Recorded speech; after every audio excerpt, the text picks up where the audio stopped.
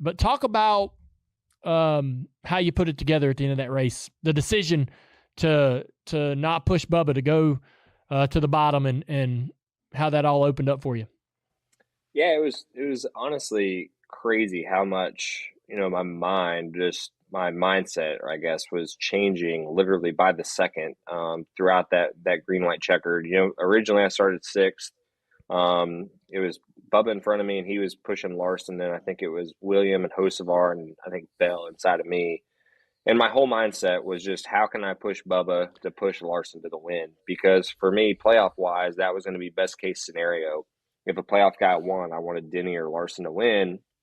And then we were able to push Larson clear, and surprisingly, he went to the bottom. So at that point, I was feeling like I was in a pretty good spot, just playoff wise, as long as I could finish. Because if Larson didn't win, more than likely Bubba was going to win, which was even better for me. But so then I was just trying to push Bubba to the win as hard as I could, and then Larson had his issue off of turn two, and was able to kind of get clear, and was pushing Bubba still. And I heard my spotter tell me that, hey, you're clear now. The 54 is clear. And as soon as I heard the 54 was clear, I just decided to turn left.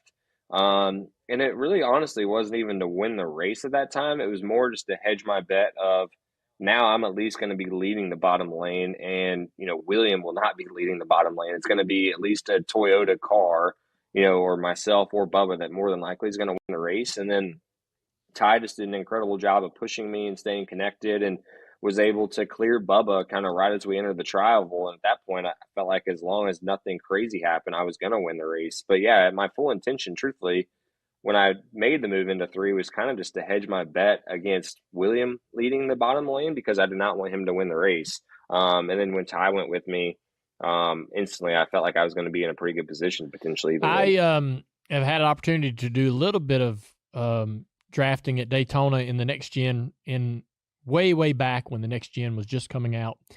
It was absolutely the most uncomfortable car to be pushed with, or to push someone with. How has that changed over the years? How comfortable is it to be pushing each other in the cars now? Have y'all been able to really improve drivability and comfort in those situations? Yeah, I think it's definitely better than when it started. When it started, it was out of control. I mean, yeah, just absolute chaos when somebody was pushing you.